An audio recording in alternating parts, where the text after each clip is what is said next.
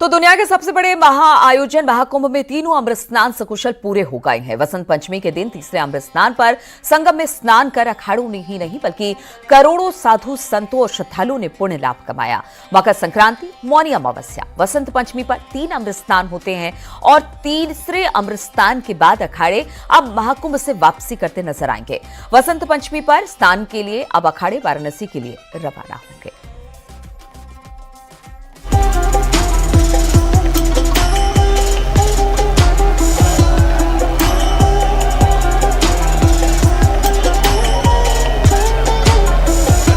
यह जो शाही स्नान अमृत राजसी शाही स्नान हुआ, यह एक दुर्लभ क्षण था। ये जो स्नान था बहुत भव्य स्नान था और सभी संत महात्मा प्रसन्न है, सभी खुश है। भारत की एकता और सामाजिक समरसता के लिए हमारा स्नान है।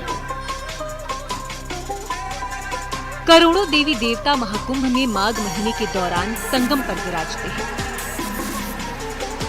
मान्यता है कि यहाँ पवित्र स्नान करने और माघ मेले में कल्पवास करने से कष्ट दूर होते हैं।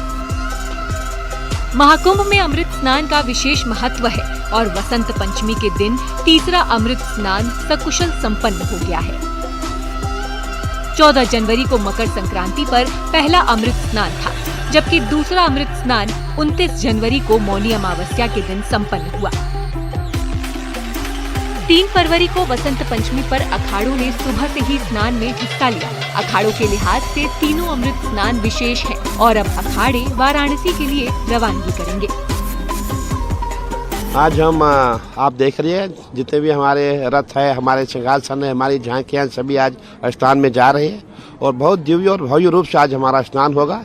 जो परंपरा से हम स्नान करते आए वैसे स्नान होगा, उससे भी सुंदर स्नान होगा। और बाकी आज वसंत पंचमी का दिन है और आज हमारा अंतिम शाही स्नान, जिसे अमृत स्नान के नाम से दिया गया है। और इस स्नान के पश्चात हम सभी जितने अखाड़े हैं, जितने सन्यासी अखाड़े हैं, मैं ये कहना चाहूँगा जितने भी हमारे श्रद्धालु प्रयागराज में, सभी से करबद्ध निवेदन है कि आपको जहाँ जहाँ गंगा जी की धारा दिखाई दे वहाँ पे आप स्नान करें। अनावश्यक रूप से आप संगम नोज पे जाने का प्रयास ना करें। हमारी मान्यता है जहाँ भी गंगा जी है, 5 कोशी में गंगा जी है, वहाँ स्नान करें और आप पुण्य के भागी बनेंगे। महाकुंभ में अमृत स्नान की शुरुआत अखाड़ों के स्नान से ही शुरू होती है। मकर संक्रांति पर पहला स्नान हो या फिर मौनी अमावस्या पर दूसरा अमृत स्नान, महाकुंभ में आस्था का सैलाब देखते ही बन रहा है। वसंत पंचमी का अमृत स्नान भी अपने आप में अखाड़ों और साधु संतों के लिए विशेष महत्व रखता है। सुबह से ही पूजा अर्चना के बाद अखाड़े जुलूस के साथ स्नान के लिए संगम घाट पहुँचे और स्नान किया। हर हर महादेव के नारों के बीच पूरा संगम क्षेत्र भक्ति के माहौल में सराबोर नजर आया। अखाड़ों की तस्वीरें भी अपने आप में महापर्व की दुर्लभ नजारा पेश करती हैं। वसंत पंचमी का दिन देवी सरस्वती का है और मान्यता है कि इस दिन अमृत स्नान का विशेष महत्व है। 3 के 3 शाही स्नान अखाड़ों के दिव्य और सुंदर और भव्य हुए। 14 जनवरी मकर संक्रांति को, 29 जनवरी मौनी अमावस्या और आज 3 फरवरी बसंत पंचमी, तीनों स्नान अखाड़ों के सकुशल संपन्न हुए। और हमारे सभी के सभी अखाड़ों ने यह स्नान किए।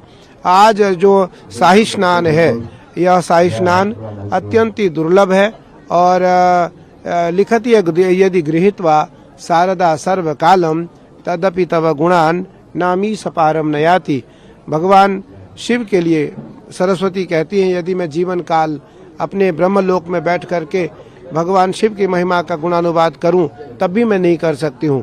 तो उसी प्रकार आज का जो यह अमृत राजसी शाही स्नान है, इसका गुणानुवाद शब्दों से कर पाना संभव नहीं है।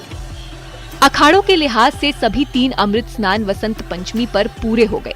सरकार की ओर से भी तैयारी को लेकर खास एहतियात बरती गई। मुख्यमंत्री योगी आदित्यनाथ लखनऊ में लगातार मॉनिटरिंग करते रहे तो महाकुंभ में भी मंत्रियों की ड्यूटी लगाई गई। कल से लेकर आज तक वसंत पंचमी का पर्व शुरू हुआ है, पर्व चल रहा है और लगभग 4 करोड़ लोग वसंत पंचमी के निमित्त यहाँ आकर के स्नान कर चुके हैं या कर रहे हैं। अभी तक का अगर कुल आंकड़ा में बताऊं तो लगभग 35 करोड़ से ज़्यादा लोग आकर के महाकुंभ में अलग अलग पर्वों पे, अलग अलग तिथियों पे यहाँ पावन अमृतमय जल में गंगा जमुना सरस्वती के डुबकी लगा चुके हैं। सारी व्यवस्थाएं बिल्कुल सुचारू रूप से चल रही हैं। आप देख सकते हैं कि कल रात से ही बसंत पंचमी की तिथि लागू पड़ गई थी, तभी से 4 करोड़ लोग अब तक स्नान कर चुके हैं। कहीं कोई विघ्न नहीं, कहीं कोई दिक्कत नहीं है। सब कुछ दिव्य और भव्य ढंग से चल रहा है। महाकुंभ में अखाड़े भले ही प्रयागराज से वाराणसी के लिए रवाना हो जाएंगे, लेकिन अभी संगम पर स्नान का सिलसिला जारी रहेगा। 26 फरवरी तक महाकुंभ चलेगा और इस दौरान पवित्र स्नान जारी रहेगा। बहरहाल अखाड़ों के साधु संतों की तस्वीरें अपने आप में वसंत पंचमी के दिन इतिहास रच गईं और दुनिया के सबसे बड़े पर्व में अपनी अद्भुत छाप छोड़ गई हैं। Bureau report, news 18।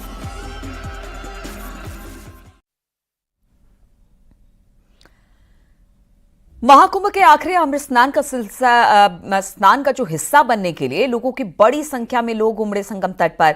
अब आपको बताते हैं कि योगी सरकार ने तीसरे अमृत स्नान पर उमड़ी भीड़ को किस तरह से संभाला, कैसे काबू की गई लाखों करोड़ों की भीड़, किस तरह से क्राउड मैनेजमेंट कर पूरे स्नान को व्यवस्थित और सुचारू रूप से संपन्न कराया गया। देखिए जरा ये रिपोर्ट।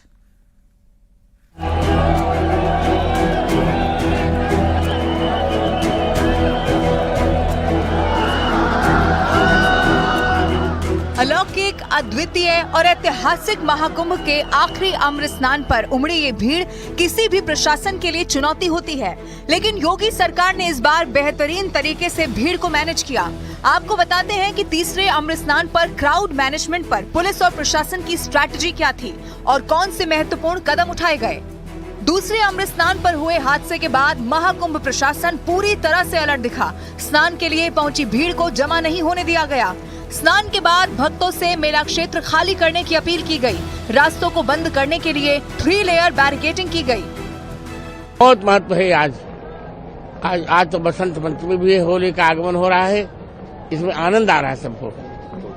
जी महाराज जी, तो आगे किस तरह से इसमें देख रहे हैं? क्या आगे बहुत अच्छा देख रहे हैं, सनातन धर्म का उत्कर्ष देख रहे हैं। जी, प्रयाग से क्या संदेश जा रहा है महाराज जी? कि सब सनातन धर्म एक हो जाए। अच्छा, कई भ्रांतियां फैल रही थी कुंभ को लेकर के, उसको लेकर के क्या? नहीं, कोई भ्रांति नहीं। सनातन को लेकर क्या संदेश है? सनातन अजर अमर रहेगा।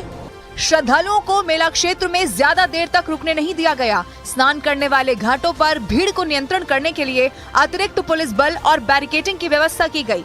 इसके साथ ही अमृत स्नान पर ऑपरेशन 11 चलाकर क्राउड मैनेजमेंट का स्पेशल प्लान तैयार किया और इस पर पूरी तरह से अमल भी किया गया। मुख्यमंत्री योगी आदित्यनाथ के निर्देश पर बनी क्राउड मैनेजमेंट की इस योजना में 1 वे ट्रैफिक व्यवस्था लागू की गई।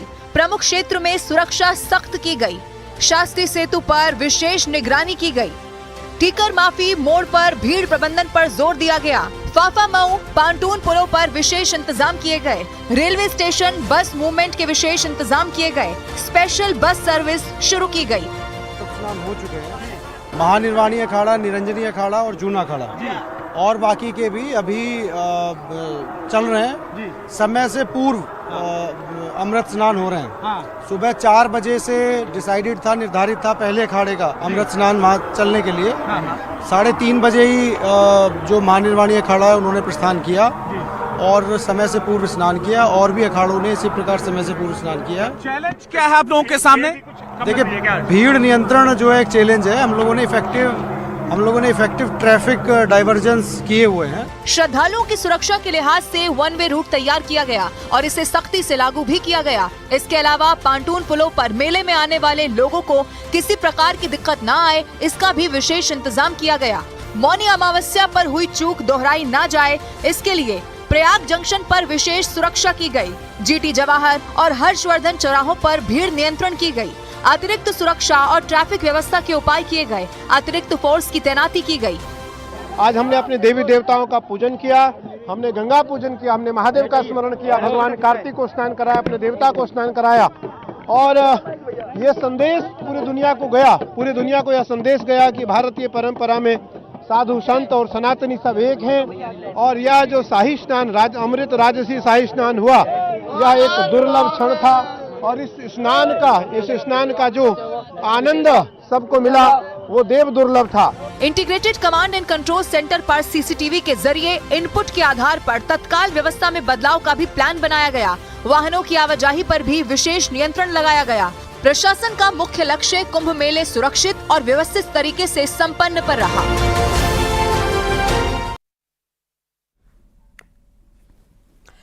तो बसंत पंचमी पर आखिरी अमृत स्नान पर प्रयागराज के त्रिवेणी संगम में आस्था का जनसैलाब उमड़ा। देश दुनिया से श्रद्धालु त्रिवेणी संगम पहुंचे। महाकुंभ की व्यवस्था की सराहना करते हुए प्रधानमंत्री मोदी और सीएम योगी का धन्यवाद करते नजर आए।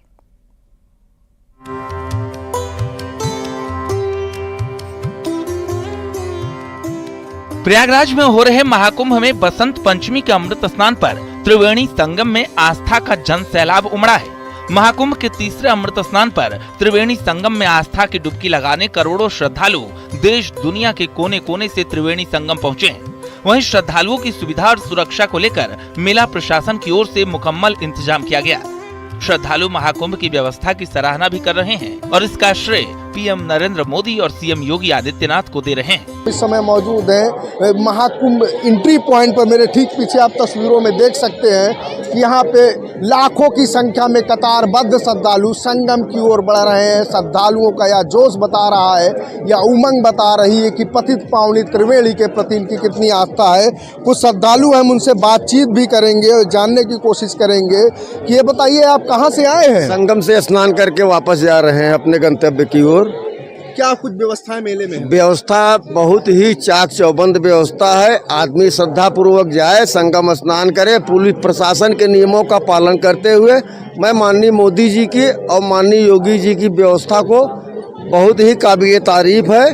त्रिवेणी माधव बेड़ी लेटे हुए हनुमान जी से यही प्रार्थना करते हैं कि सारे तीर्थयात्री आए प्रयागराज संगम के आस्था का जो ये पर्व है स्नान करें और अपने गंतव्य को वापस सुरक्षित अपने स्थान पे जाएं। आपका क्या नाम है? मेरा नाम महेश चंद पांडे है। मैं महाराष्ट्र से गोरेगांव से आया हूँ। मैं यहाँ 4 दिन से आया हूँ। मेरे को आनंद बहुत मिल रहा है। स्नान चारों दिन में संगम स्नान किया और बहुत ही आराम ढंग से स्नान किया। कोई तकलीफ नहीं। जितना सुनने में आ रहा है अफवाहें आ रही है वो सब झूठी है। बहुत अच्छा आनंद आया और मोदी योगी जी का प्रशंसा जितना करो आप उतना ही कम है। कोई भीड़ नहीं, एकदम लाइन से कतार में जा रहे हैं, लोग स्नान कर रहे हैं, कतार से वापस आ रहे हैं। प्रशासन की भी व्यवस्था बहुत ही अच्छा है। जितना प्रशंसा करो उतना ही कम।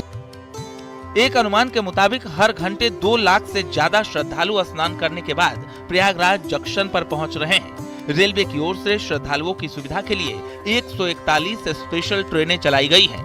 रेलवे स्टेशन पर श्रद्धालुओं की भीड़ न जमा हो पाए, इसके लिए एक ओर से श्रद्धालुओं की एंट्री की जा रही है, वहीं दूसरी ओर से उन्हें बाहर निकाला जा रहा है। श्रद्धालुओं की सुविधा और सुरक्षा को लेकर भी प्रयागराज जंक्शन पर मुकम्मल इंतजाम है। व्यापक व्यवस्था यहाँ पे जीआरपी, आरपीएफ और रेलवे के द्वारा स्टेट एडमिनिस्ट्रेशन और पुलिस के साथ संयुक्त रूप से करी गई है। सबसे पहले इसमें एकल मार्ग व्यवस्था बनाई जाती है, जिसमें सिटी साइड की तरफ से सभी यात्रियों का आवागमन होता है। वो स्टेशन के अंदर आते हैं ट्रेन पकड़ने के लिए, और जो मेले में जाने के लिए स्टेशन से बाहर निकल रहे हैं वो सिविल लाइन साइड से बाहर निकलते हैं। तो इससे सबसे पहले ये होता है कि कोई क्रॉस मूवमेंट नहीं होता है।